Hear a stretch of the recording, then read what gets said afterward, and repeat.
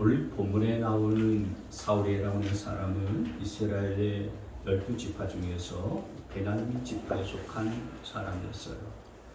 베냐민 지파는 이스라엘의 초대 왕이었었던 사울에 속한 지파였기 때문에 왕족 지파죠. 그래서 따지고 보면은 사울은 왕족 지파 출신의 사람이었던 겁니다. 그리고 그 집에 부자가 돈이 많았어요. 아버지가 부자였어요. 그래서 돈으로 유대인임에도 불구하고 로마 시민권을 사서 자기 아들 사울에게 넘겨주는 그런 자였습니다. 뿐만 아니라 사울은 당대 최고의 학자였었던 가말리엘이라는 사람이 있었는데 이 가말리엘 문화에 들어가서 공부를 했었던 자였어요. 지금으로 말하면 미국의 하버드 대학 졸업한 자와 똑같은 그런 아주 학식, 학력, 그리고 지식 이런 것들이 아주 풍부했었던 그런 사람이었습니다.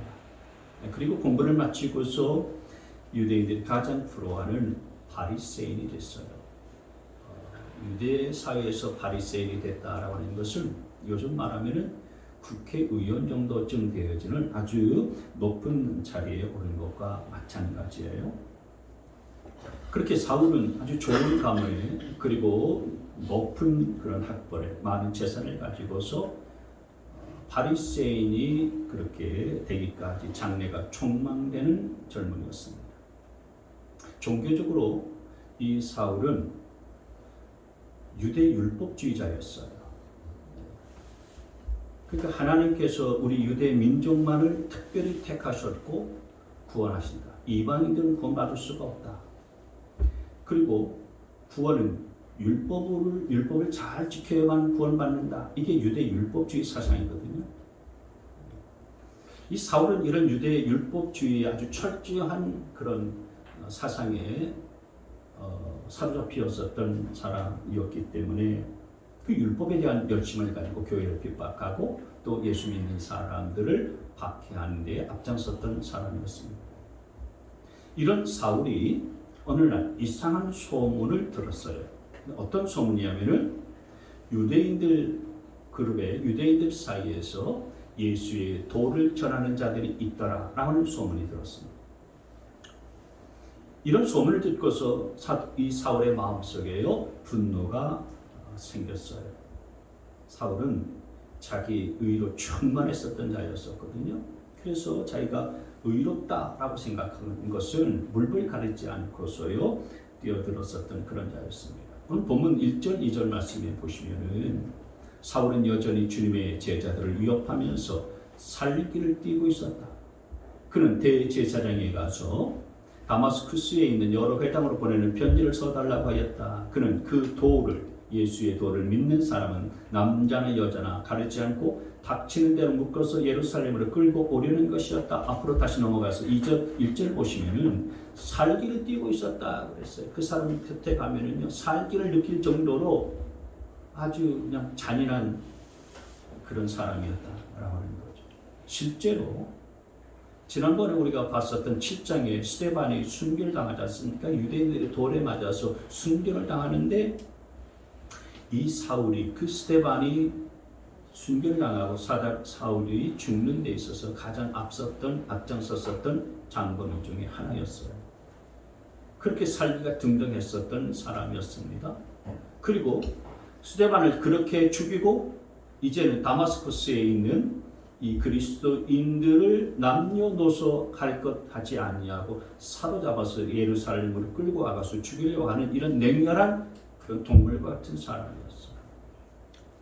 이 다마스쿠스는요, 지금의 그 시리아의 수도인 그 다마스커스, 예루살렘에서 한 280km 정도 떨어진 지금의 시리아 수도를 가리키는 거죠. 지금 이 다마스쿠스는 다마스커스 이렇게 부르는 그런 지역이에요. 거기에 예수님을 믿는 사람들이 있다라는 그런 얘기를 듣고서 그 누구도 그들을 잡아오라 하는 그런 이야기도 없었지만 대제사장에 찾아가서 내가 그들을 사로잡아 가지고 오겠습니다. 그러면서 합법적인 방법으로 그렇게 허락을 받아서 믿는 사람들을 잡으러 간 거예요. 자, 그런데 그 다마스쿠스로 가까이 이르렀을 때에 이 사울의 인생 속에서 정말 놀라운 체험을 하게 되어지는 일들이 벌어집니다. 정말 놀라운 희하고 귀한 일들이 벌어졌어요. 갑자기 하늘에서 환한 빛이 비치기 시작했습니다. 3절 말씀해 보시면 하늘에서 환한 빛이 그를 둘러 비추었다. 그리고서 4절 말씀해 보니까 하늘에서 음성이 들렸는데 사울아 사울아 네가 왜 나를 핍박하느냐라고 하는 그런 소리가 들렸어요. 얼마나 놀라운 순간인지 알 수가 없습니다. 사울의 인생 속에서 이런 놀라운 경험은 단 한 번도 없었어요. 환한 빛이 자기를 둘러싸서 비추더니 하늘에서 사울아 사울아 왜 내가 나를 핍박하느냐 이런 음성을 들었으니 사울의 인생 속에서는요 이건 엄청나고 놀라운 체험이 아닐 수밖에 없는 겁니다. 사울이 그 빛을 바라보는 순간에 갑자기 눈이 멀어버렸어요. 그래서 시각 장애인이 되어버렸습니다. 좀 전만 해도 당당하게 말을 타고 왔었던 이 사울이 이제는 사람들의 손을 빌리지 않고서는 단 한 걸음도 걸어갈 수 없는 그런 시각 장애가 되고 말았습니다. 그 환한 빛 앞에서 사울이 그냥 꼬꾸라졌습니다. 그래서 주님 누구십니까? 라고 그렇게 물었어요. 주님 누구십니까? 지금까지 나를 찾아온 사람은 아무도 없었는데 나를 찾아와서 이렇게 무릎 꿇게 만든 사람은 아무도 없었는데 나를 꺾어버린 사람은 그 누구도 아무도 없었는데 나를 무릎 꿇게 만들고 나를 꼬꾸라뜨린 당신은 누구십니까? 그러니까 무슨 대답이 들려왔습니까? 나는 내가 핍박하는 예수다. 충격이었습니다. 충격이었어요. 지금까지 사울은요, 예수 믿는 사람들은 마치 미치광이 광신자처럼 그렇게 여겼거든요. 그리고 진짜 나쁜 이단으로 그렇게 취급했었고요. 상종도 못할 그런 자들이라고 그렇게 취급했었는데 예수님의 음성을 직접 듣고 예수님을 직접 보니까요. 그게 아닌 거예요. 지금까지 사울은 자기가 했었던 모든 일들이 다 맞다라고 생각했어요. 자기가 했었던 일들이 다 의롭다라고 생각했습니다. 예수 믿는 사람들을 사로잡아서 죽이는 것이 하나님께 영광을 돌리는 일이라고 그렇게 생각을 했어요. 근데 이 다마스쿠스로 가는 그 길에서 예수님의 음성을 직접 듣고 예수님을 직접 만나고 보니까 그 예수님이 내가 예수를 핍박하는 자라는 거예요. 내가. 그래서 그분 앞에서 눈이 먼 채로 3일 동안 사울은 금식하면서 회개했습니다. 음식을 먹지 않는 정도가 아니라 완전히 물까지도 마시지 않을 정도로 철저하게 금식했어요. 식음을 전폐하면서 자기 안에 있는 죄를 다 토로해냈습니다. 원래 사울은 세상의 성공을 위해서 살았었던 자였어요. 그래서 공부도 열심히 했었고요. 그 열심히 한 덕에 바리새인이 됐고요. 이제는 더 큰 바리새인이 되어지기 위해서 공로를 세워야 되잖아요. 그 공로를 세우는 데 있어서 가장 큰 공로는 뭘까? 예수 믿는 사람을 잡아서 죽이고 가두는 것이다. 그렇게 생각해서 지금 다마스쿠스에 있는 예수 믿는 사람들을 사로잡으려고 체포하려고 지금 가는 도중 아니었습니까? 그랬던 그가 거대하고 환한 빛 앞에서 자기 자신 속에 있는 어둠을 본 거예요. 그 밝고 환한 빛 앞에서 자신의 세상적 욕심을 보게 된 것입니다. 그런데 한편으로 다마스쿠스에서는 누가 있었냐면은 아나니아라는 주님의 제자가 있었어요. 주님께서 그 아나니아에게 나타나셔서 그런 말씀 하셨습니다. 11절 말씀에 보니까요.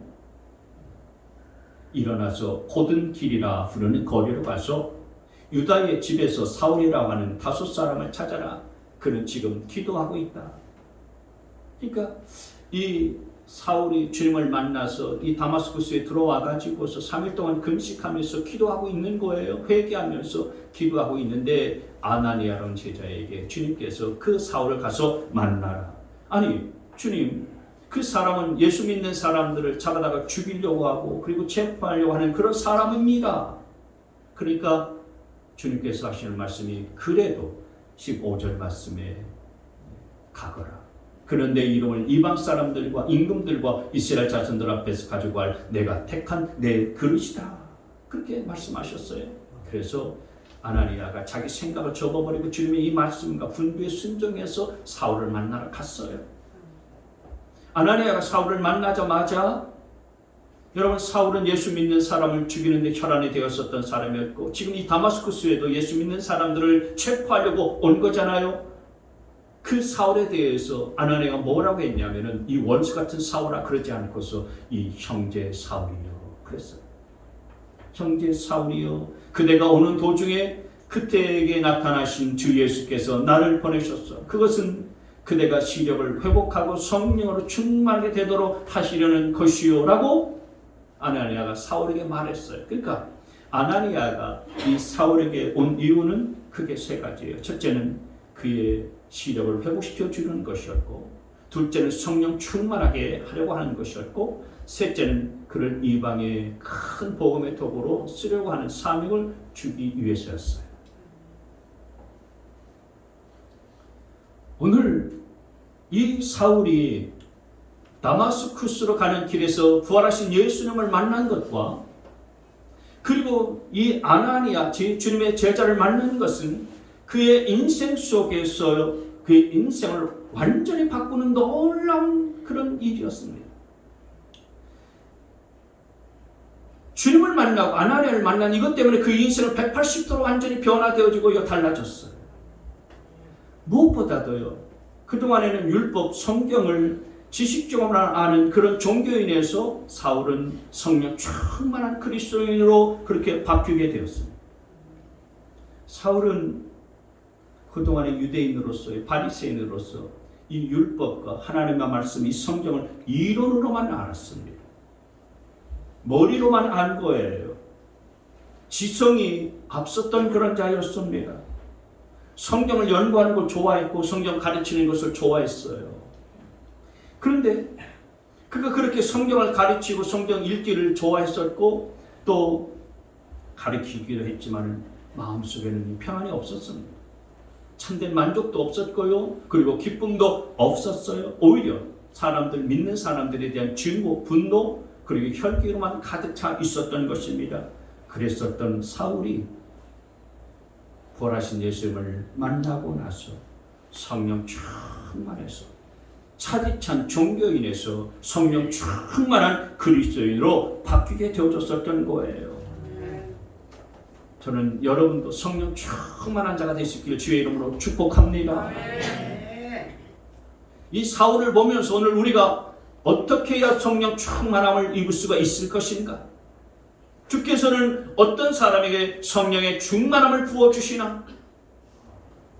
이거 생각해 보겠습니다. 첫째로, 어떤 사람에게 성령 충만함이 부어지느냐? 성령 충만함은 구하는 자에게 부어진다는 사실입니다.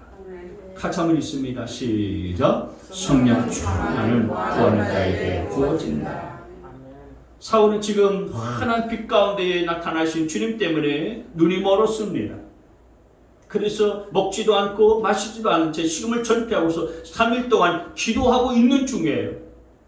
그런 사울에게 주님께서는 아나니아를 보내서 그를 위해서 안수하고 또 그로 하여금 성령으로 충만케 하라고 하는 그런 분부를 하셨어요. 17절 말씀해 보시면은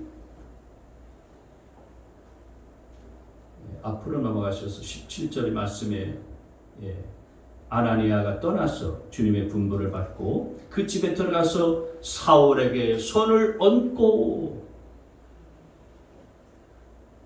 형제 사울이여, 그대가 오는 도중에 그대에게 나타나신 주 예수께서 나를 보내셔서 그것은 그대가 시력을 회복하고 성령으로 충만하게 되도록 하시려는 것이요. 아나니아가 사울에게 손을 얹었어요. 안수했다는 거예요. 안수를 했더니 그에게 성령이 충만하게 임했었던 것입니다. 안수를 했더니 18절 말씀에 보니까 그의 눈을 18절 말씀에 없군요. 앞에 18절 말씀에 보면 곧 사울의 눈에서 비늘 같은 것이 떨어져 나가고 그는 시력을 회복하였다. 아나니아가 기도하고 있는 그 사울에게 안수할 때에 그에게 성령이 충만하게 부어졌었고 그의 눈에서 비늘 같은 것들이 떨어져서 그의 시력이 다시 회복이 되어지는 역사가 벌어졌다라는 거예요. 여러분, 성령은 누구에게 부어지냐면은 구하는 자에게 부어진다는 사실들을 기억하시길 바랍니다. 그래서 누가복음 13장 말씀에도 그렇게 말씀하지 않았습니까? 누가복음 11장 13절 말씀해 보시면 같이 한번 있습니다. 시작. 너희가 악할지라도 너희 자녀에게 좋은 것을 줄 알거든 하물며 하늘에 계신 아버지께서야 구하는 사람에게 성령을 주시지 않겠느냐. 아멘. 구하는 자에게 성령을 주시지 않겠느냐. 바꿔서 얘기하면 구하는 자에게 성령을 부어 주신다는 말씀인 것을 믿으시길 바랍니다. 사울은 자기 평생에 이렇게 식음을 전폐하면서 단 한 번도 간절히 기도해 본 적이 없어요. 단 한 번도 성령 충만하기를 구해 본 적이 없는 사람이었습니다. 그의 마음속에는 세상 성공에 대한 야망으로만 가득 차 있었을 뿐이었죠. 세상 성공 신화에 대한 그런 관심으로만 지금까지 평생을 달려왔을 뿐입니다.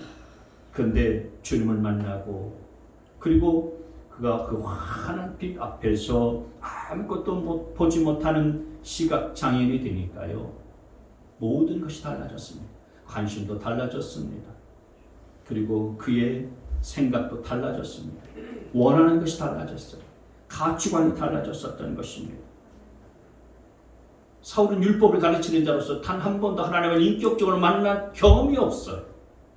성경을 가르치고 율법을 가르치는 자였지만은 그래서 하나님은 어디에나 다 계십니다. 하나님의 편제 그것을 가르치기도 했지만은 그는 하나님이 정작 여기에 그리고 하나님이 내 안에 계신다는 사실들은요 체험하지 못한 자였어요. 그냥 이론적으로만 하나님을 알고 그냥 이론적으로만 하나님을 가르치는 자에 불과했었던 거였죠. 그런 의미에서 여러분 이 사울이 다마스쿠스로 가는 그 과정 속에서 환한 빛의 주님을 만나고 주님의 음성을 듣고서 눈이 멀었어요. 눈이 멀었었다라는 것은 인생에 있어서의 어떤 의미에 있으면 큰 불행을 겪는 사건이잖아요. 큰 고난이지 않습니까? 근데 그게 고난도 아니었고요. 불행이 아니었습니다. 오히려 그가 겪었었던 눈이 보이지 않는 이 고난이야말로 이 불행이야말로 하나님을 만날 수 있는 인생 최고의 기회였습니다. 여러분 고난이라고 하는 것은요 우리가 하나님을 더 가까이 만날 수 있는 기회인 것을 기억할 수 있게 되어지기를 바랍니다. 그러니까 이게 고난이 아닌 거예요. 고난은 하나님을 붙들라고 하는 하나님의 메시지, 하나님의 사인이라는 사실들을 믿으시기를 바랍니다.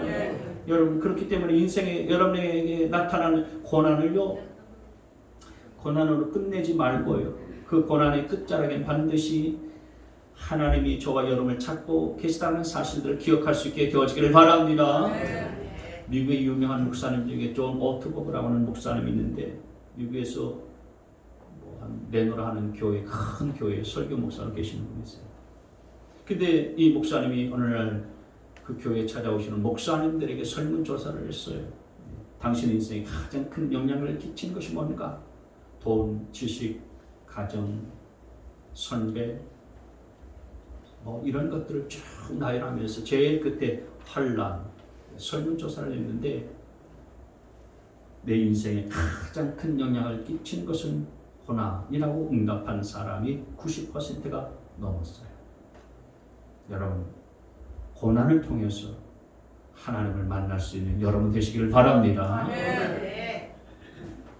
사울은 그렇게 주님을 만나고서 그 밝은 빛 앞에 눈이 보이지 않는 시각장애인이 되자 모든 게 다 달라졌습니다. 조금 전까지만 해도 그는 자기의 형통함이 전부였습니다. 세상에서의 성공이 전부였어요. 세상에서 자기가 잘 사는 게 전부였었고요. 높은 지위, 높은 자리에 올라가는 것이 목표였습니다. 전부였어요. 그런데 주님 만나고서 시각장애가 되니까 모든 게 다 달라지는 거예요. 그렇게 중요하게 여기던 성공, 그 아무것도 아님을 깨달았습니다. 그렇게 자기가 의롭다고 생각했었던 것들이 자기 의가, 내 의가 마치 걸레 조각 같다라고 하는 것들을 느끼게 됐습니다. 그토록 자랑하던 학벌과 그리고 지식이 다 오물 같다는 것들을 깨달았어요. 그래서 사도 바울이 그렇게 고백하지 않습니까? 내가 가지고 있었던 전통과 그리고 내가 가지고 있었던 지식과 후계와 다 배설같이 여겼다고 그렇게 고백했어요. 나중에 그는 큰 고난을 당하고서 그가 눈에 보이지 않는 시각장애가 되고 난 후에 식음을 전폐하고 그가 기도하고 간절하게 하나님 앞에 엎드리자 하나님께서 아나니아를 보내서 그로 하여금 성령을 부어주신 것입니다. 여러분, 왜 우리가 성령으로 충만하지 못할까요? 구하지 않기 때문이라는 것입니다. 그래서 야고보서 4장 2절 말씀에 그렇게 말씀했죠. 얻지 못하는 것은 구하지 않기 때문이다. 여러분, 성령 받기를 구하고 사모하여 성령 충만할 수 있게 되어지기를 주의 이름으로 축원합니다. 우리나라에 1907년에 평양 대부흥운동이 일어났잖아요. 평양 장대현 교회를 중심으로 해서 큰 영적 부흥이 일어나는데 1907년 1월 달에 그 장대현 교회 존 스톤 목사님이 영국 웨일즈에서 일어나는 영적 대부흥운동을 소개하고 난 다음에 이제 이 조선 땅에서 이 한국에서 누가 성령을 충만하게 받을 것인가 이렇게 물었을 때에 그 교회의 길손주 장로님이 손을 들고 일어나서 자신이 부흥사에게 헌신하겠다라고 그렇게 서약하면서 일어섰어요. 길손주 장로님은 오래전부터 새벽기도를 하면서 준비를 해왔었는데 그 집회를 통해서 그렇게 헌신하기로 그렇게 서약하고 집회를 마치자마자 장대현 교회 성도들과 함께 성령 받기를 간절하게 싸움하면서 구하고 부르짖어 기도했습니다. 그래서 마침내 1907년 1월 6일 장대현 교회에서 부흥회가 시작됐는데 그때 장대현 교회 1000명의 성도들이 강력한 성령을 체험하고 성도들이 서로 자신들 안에 있는 죄를 회개하고 하나님 앞에 부르짖고 간절히 기도하면서 성령의 강력한 역사에 사로잡히게 되어졌어요.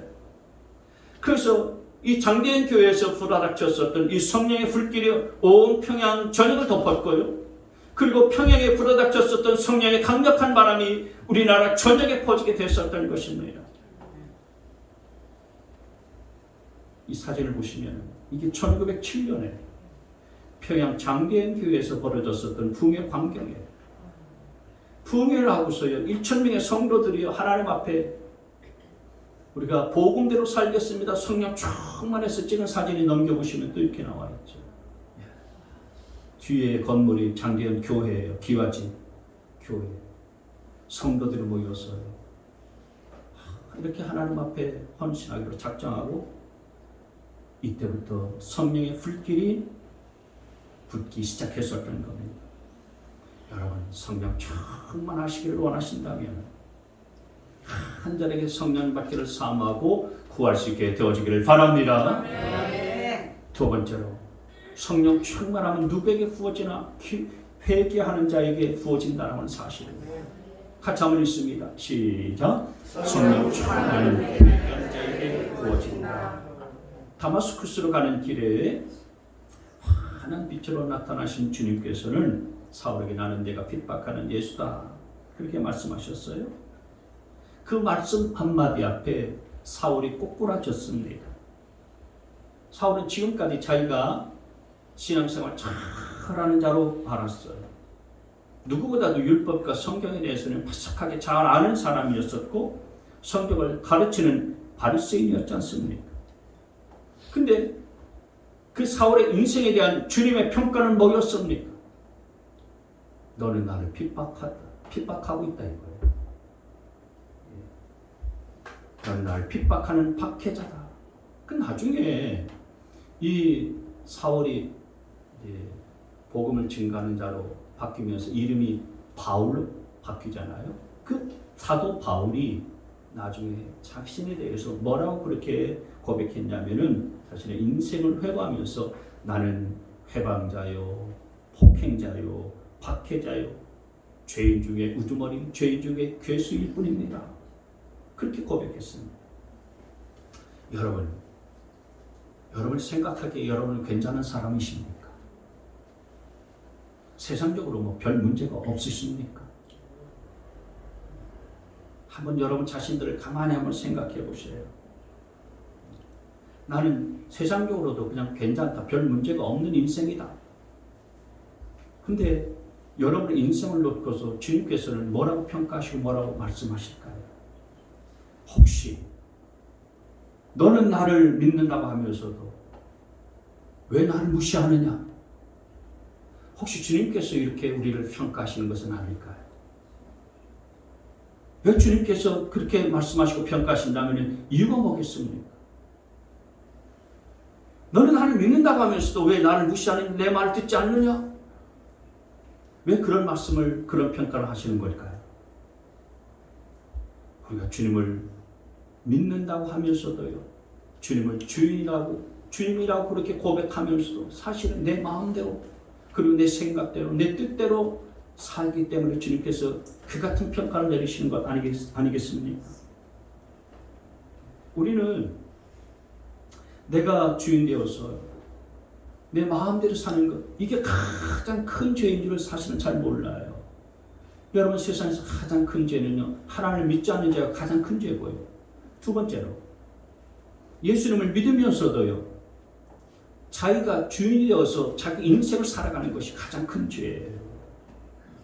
예수님을 믿는다라고 하는 것은 내 삶의 주인이 바뀌었다는 거 아니겠습니까? 예수님이 나의 구주요 나의 주님이시라고 이렇게 고백하면서 우리가 예수님을 영접하고 믿잖아요. 나의 구주요 나의 주님이시라는 것은 무슨 의미입니까? 예수님은 내 영혼을 구원해 주시는 구세주일 뿐만 아니라 내 인생 속에서의 주인이십니다라고 고백한 거잖아요. 그래서 내가 예수님을 믿고 예수님을 구주로 주인으로 고백하고 난 이후의 삶은 주인이 완전히 바뀐 삶을 살아야 되는 것이 마땅한 거예요. 내 주인은 이제 내가 아닌 것입니다. 내 주인은 예수 그리스도가 주인이신 거예요. 아멘. 인생의 주인이 바뀌는 것이 예수님을 믿는 올바른 모습이거든요. 근데 그렇게 믿지 않는 거예요. 믿으면서도요, 내가 주인된 삶을 사는 거예요. 인생의 주인은 난데 무슨 소리 하냐? 이렇게 살아가고 있는 사람들이 얼마나 많이 있는지 알 수가 없는 겁니다. 가장 큰 죄는 내가 내 인생의 주인으로 착각하는 거예요. 우리 주님께서 십자가에 달리시고 부활하신 이유가 뭔지 아십니까? 로마서 14장 9절 말씀에 보시면요, 그리스도께서 죽으셨다가 십자가에 죽으셨다가 부활하시고 살아나신 것은 죽은 사람에게도 그리고 산 사람에게도 다 주님이 되시려는 것이었습니다. 다 우리의 주인이 되시기 위해서 주님이 십자가에 달려 죽으셨고 부활하셨다는 그 말씀인 거예요. 근데 우리의 가장 큰 죄는 뭐냐면은 내가 주인이 되어서 내 인생 소중하니까 내가 인생 주인이 되어서 살아가 보려고 했었던 그런 모습이 큰 죄다는 거죠. 내 멋대로 내 생각대로 그리고 자기 중심대로 살아가는 것, 이게 가장 큰 죄인 겁니다. 이런 죄에서부터 우리가 회개하고 돌이켜야 성령이 우리 가운데 임한다는 사실들을 믿으시기를 바랍니다. 방금 전에 1907년 평양 대분운동이 일어날 때에 그 중심의 주역이 누구였냐면 길선주 장로님이라고 말씀드렸잖아요. 그런데 길선주 장로님이 중심이 돼서 기회가 벌어졌는데, 사실 그 성령의 불은 길선주 장로님의 회개로부터 시작된 거예요. 길선주 장로님이 자기 친구가 하나 있었는데 그 친구분이 죽으면서 집 문서와 땅 문서를 넘겨주면서 자기 가족을 부탁했어요. 그런데 길 장로님이 그 유산을 팔아가지고 그 부인에게, 친구 부인에게 다 넘겨주지 않았어요. 나머지 일부를 떼어 먹었어요. 착복을 했어요. 그걸 그 부흥회 때에 온 성도들 앞에서 회개했습니다. 내가 친구의 그 재산을 가로챈 장본입니다. 죄인입니다. 회개하고 그 회개로 인하여서 성령의 불이 그 장대한 교회에 붙게 되어졌었던 거예요. 내 죄를 회개하고 겸손하게 하나님의 은혜를 구하면 누구든지 성령이 부어지는 줄 믿으시기를 바랍니다. 여러분, 이 사울이 성령 충만하게 된 이후에 어떻게 됐겠습니까? 원래 사울은 성경적 지식, 율법적 지식으로 충만한 자였습니다.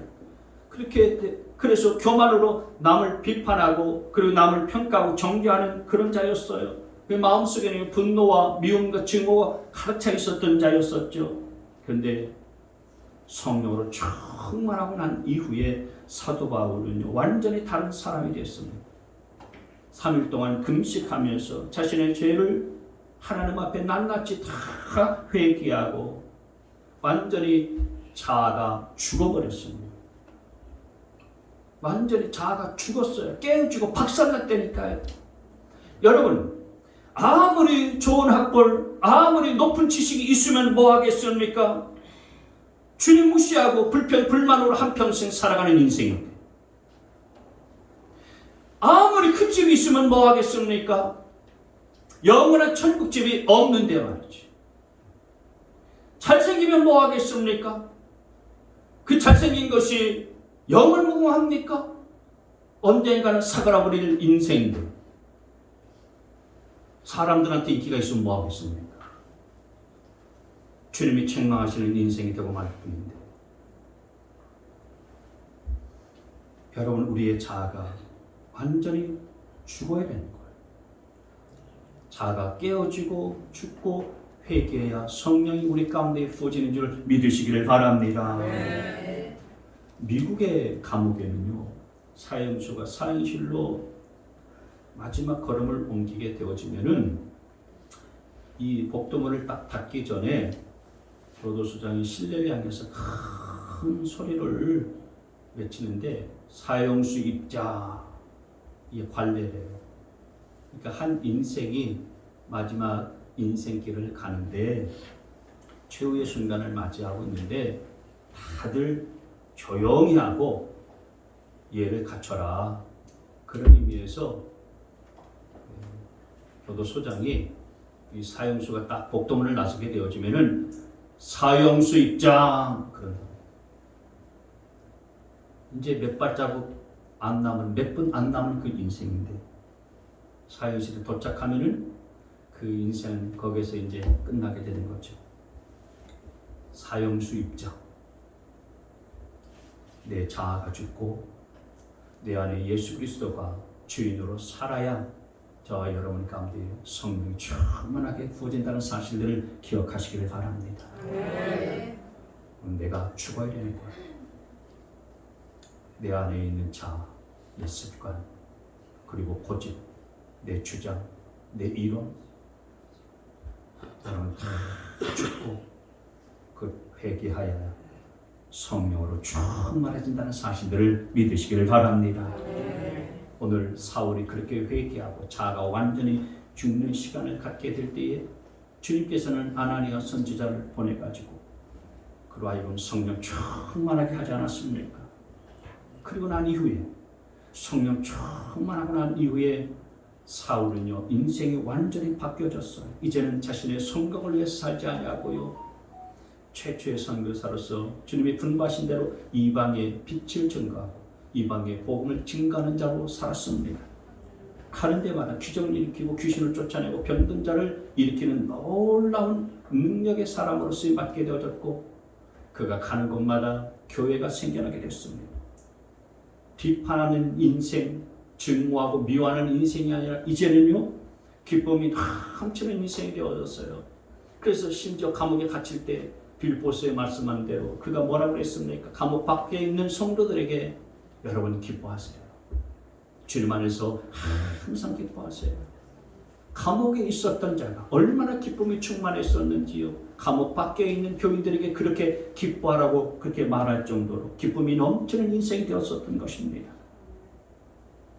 그동안 그가 배웠었던 율법과 성경적 지식, 그것 가지고서 그는 자기 의를 드러내고 교만의 도구로 썼지만 이제는 예수 그리스도를 증거하는 도구로 사용하기 시작했어요. 그래서 사울이 나중에는요, 신약 성경에 13권, 신약 성경에 있는 13권의 서신서를 쓰지 않았습니까? 기독교 역사상 가장 위대한 인물이 된 거예요. 그리고 이 사울 한 사람 때문에 유럽 전역에 그리고 온 세계에 복음이 놀랍게 증거되어지는 일들이 벌어지게 됐습니다. 여러분도 성령 충만해서 여러분의 인생도 살고 여러분의 영혼도 살고 여러분의 가정도 살리고 그리고 이 교회도 살리는 자가 되시기를 주의 이름으로 축원합니다. 여러분이 병을 낫게 만들고 귀신을 쫓아내는 것도 놀라운 일이지만 그보다 더 놀라운 기적은 발덩어리 같은 이 완악한 내 마음이 예수 그리스도의 복음 앞에 깨어지는 거예요. 그보다 더 큰 기적이 어디 있겠습니까? 발덩이같이 단단했었던 내 마음이 예수님을 만나자 부드러운 마음, 옥토와 같은 마음으로 바뀌는 것. 여러분, 사람의 마음이 바뀌는 것이 최고의 기적입니다. 그 최고의 기적을 경험하고 위대한 사람이 되어져서 하나님께 쓰임받는 인생 되어지는 것, 이거보다 더 놀랍고 기가 막힌 일들이 어디 있습니까? 성령 충만하시기를 원하십니까? 내가 주인된 것들을 다 내려놓고서 오늘 예수님을 정말 내 삶의 주인으로 모셔드릴 수 있게 되어지기를 바랍니다. 이미 예수님을 영접한 자에게 누구에게나 다 성령이 있어요. 근데 그 정도의 성령이 되지 말고 성령으로 충만하게 되라는 거예요.